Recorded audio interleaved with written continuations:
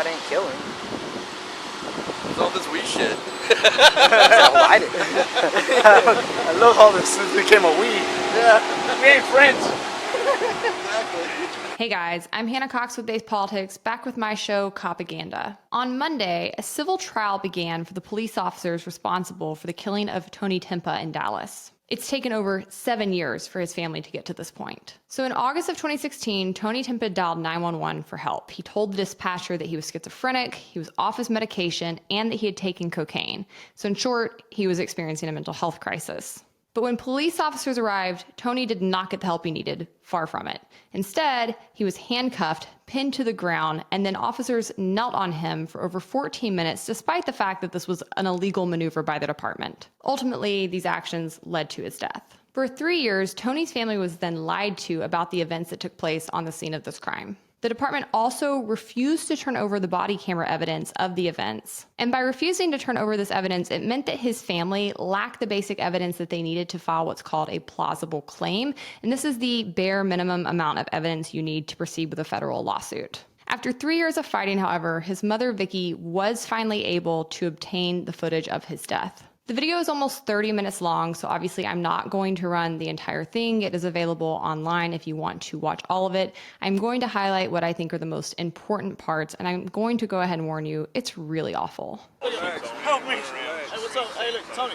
Look at me, bro. Hey, Tony. Chill out, man. Get me, gun. Get me. Please get me. Just take me down. No, you're fine. Don't hurt me. We're not gonna hurt you, bro. We're not gonna hurt you, bro. Relax, man. No. Get you some help, Tony. Relax, man. Just stay down. Hey. Tony. No! Tony. Yeah. Stop it. Oh, no, please. You're gonna be alright. You're gonna be Tony. alright. What's your last name, Tony? Please. We're not gonna hurt you, okay? But you need to relax. Okay? What'd you take today? What did you take? Oh, God, I can't feel. Hey, what did you Help me! Hey. He was scrumming low. Tony, you still with us? You alright, bud? You gonna be alright. Is he acknowledging anymore? He's moving. Oh, I thought he nodded yes to your question. Tony. Tony. He's breathing. Tony. I'll make sure you're still breathing. Yeah. Because his nose is buried in there. I think he's still breathing. He just snorted. Tony. What the fuck? Is he asleep? He's asleep. He's snoring. That's what it was. Yeah, he's asleep. Wow. Shit, if I was squirming that much, I'd be sleeping too.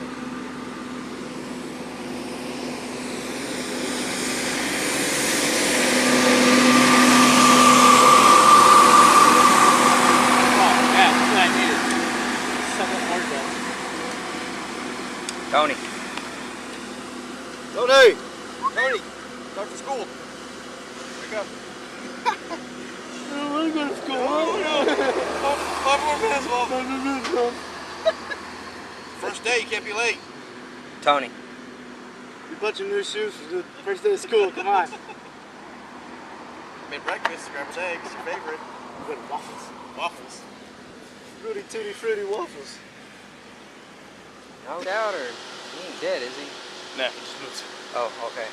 I think I'll go freak. He didn't just die down there, did he?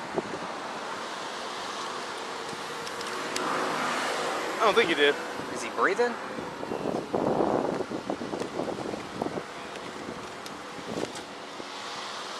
hope I didn't kill him. It's all this weed shit. I'll light it. I love how this became a weed. Yeah, We ain't friends. exactly. I'm fucking believe. Yeah, he's not breathing. He's not breathing? Nope. Oh, shit. Fire. Huh. Nah, he ain't breathing, bro. We all put on some gloves when he's chest compressions. Fuck. He ain't breathing. So he was fighting and then just gave up. Hey, I've got his mom on the phone, and she knows all this stuff. He's dead. He's what? He's dead. Well, Yeah, so, you ever done CPR before? While I'm not airing every minute that took place in this footage, I did watch all of it and I noticed a few things. First and foremost, there is no point in any of this footage that Tony seems to be a threat to the police, himself, or others. He himself had called the police for help because he was in the throes of a mental crisis. And that's a mistake that people make every day in this country. As you can see, when police arrive on the scene, his safety and health are of the lowest concern to the officers. Not only do they put him on the ground and put their knees on top of him in an illegal maneuver, but they are callously joking about him, his health, and even his life throughout these 30 minutes. By the 12.5-minute mark, you notice that the police start to finally notice that they may have done something wrong, that he's not really responsive anymore. They say things like, "Are you still with us? Make sure he's breathing. His nose is buried in the ground." Then they start joking about him being asleep, saying he's snoring, telling him he needs to wake up for school. At the 14-minute mark, we finally see an officer get down on the ground and try to administer some kind of medical care to him. But it's obviously too late. At the 15-minute mark is when my blood really started to boil, because you see Tony placed onto a stretcher, which took altogether too long. And even as he is placed on that stretcher and unresponsive and very obviously dead, the officers are still joking about him. At the 15.40-minute mark, they say, "He ain't dead, is he?" Another one says, "He didn't just die down there, did he? Is he breathing?" Things that probably you should have been checking on, I don't know, around the 2, 3, 4, 5, 6-minute mark, back when you still could have saved his life. And what I find really disgusting is at the 16-minute mark, when they finally start to accept that this person likely is dead thanks to their own doing, you hear a cop say, "I hope we didn't kill him." Another cop is seen grinning into the camera as they joke about this possibility. Another cop is heard saying, "Why are you saying we? This would be on you," like joking around about who's more responsible in the situation. By the way, you're all responsible. The person who kneeled on him is responsible, and the people who stood by while it happened are responsible for his death. And then at the 17-11-minute mark, we see the EMS team tell the police this person is dead. Now, according to the autopsy report, Tony suffered sudden cardiac arrest due to the toxic effects of cocaine and the physiological stress associated with physical restraint. I think this is such an important time to point out that if you or a loved one are experiencing a mental health crisis, the last thing you should do is call the police. I know that you probably are at your wit's end and you don't know what else to do, but there are many nonprofits and other first responders that you should get in touch with before police, because the minute that you do that, you are putting your life or the life of your loved ones on the line. Police have no capabilities to deal with people with mental illness. And in fact, all of our research shows that they often exasperate the scene, make the person feel more distress, and do things that ultimately lead to their deaths. In fact, people with an untreated mental illness are 16 times more likely to be killed during a police encounter than other civilians approached or stopped by law enforcement. And that's according to a study by the Treatment Advocacy Center. Their study goes on to say that these people number fewer than 1 in 50 U.S. adults, but the individuals who have untreated severe mental illness are involved in at least 1 to 4 to as many as half of all fatal police shootings. They go on to note that because of this prevalence, reducing encounters between on-duty law enforcement and individuals with the most severe psychiatric diseases may represent the single most immediate practical strategy for reducing fatal police shootings in the United States. By dismantling the mental illness treatment system, we have turned mental health crisis from a medical issue into a police matter, said John Snook, the executive director and co-author of the study.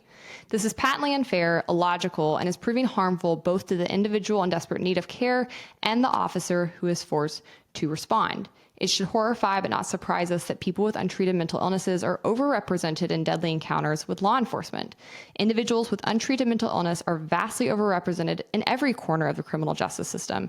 Until we reform the public policies that have abandoned them there, these tragic outcomes will continue. And I absolutely agree with that. When we shut down the institutions in this country, we instead started forcing people with mental illness into the criminal justice system.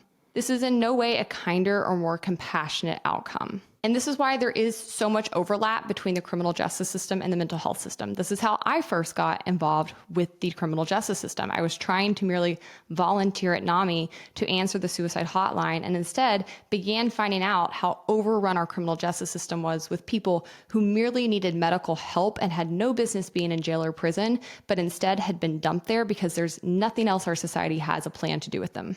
Now, despite these factors, the case actually gets even worse because of the corruption at hand. As I mentioned, the police refused to turn over video footage of the event for over 3 years intentionally trying to block his family from having that plausible pleading standard.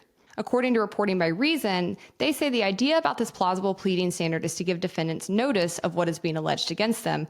But the Dallas Police Department had all the notice in the world about what their officers had done and yet used this tool to try to block the family and get the case dismissed. That is corrupt. Now, after a very lengthy 3-year process, which I assume was very costly for his family, his mother, Vicky, was finally able to obtain this video footage. And that did open the door for her to finally try to sue and get some accountability for her son. However, once she finally began those proceedings, the Dallas officers involved in this incident, which are Officer Dustin Dillard, who was actually promoted last year, Corporal Raymond Dominguez, and Officer Danny Vasquez, all got qualified immunity. Qualified immunity is this doctrine that was made up by the Supreme Court. Yes, I repeat, made up by the Supreme Court out of thin air in the 1960s. And it not only protects police officers, it protects virtually everybody working in government from any accountability or civil liabilities that the people in America might bring against them. This is, of course, completely backwards from how our system is supposed to work. Our public employees should answer to us. They're there to safeguard our constitutional rights. And when they violate that, we should have an easy and expedient pathway to hold them accountable and get restitution. But qualified immunity essentially turns that standard on its head. It instead says that if you want to be able to get civil liability penalties against somebody working within the government, you have to prove that the actions they took were already ruled illegal in pretty much a similar case in the past. Now here's the catch-22. Because you have to prove that these cases were ruled unconstitutional in the past in these exact circumstances, it's almost impossible to point to such cases because they aren't allowed to proceed unless, again, it already happened in the past. It's this complete catch-22 that just goes round and round. Fortunately, in this case, qualified immunity was actually overturned on appeal. And the Supreme Court confirmed in 2022 that Timpa's family actually can sue the police. And that is a trial that is beginning to take place this week. But it's worth noting that it took 6 years for them to get here. I can't even fathom the amount of money they've had to come out of pocket in order to get to this point. And it's really important to note that the vast majority of people simply do not have the resources they need to outlast the government on appeals. I hope that Tony Timpa's family is successful. I hope that they can obtain some kind of accountability and restitution. I hope that there is true justice for these officers who were so reckless and it's so disregarding of another human's life.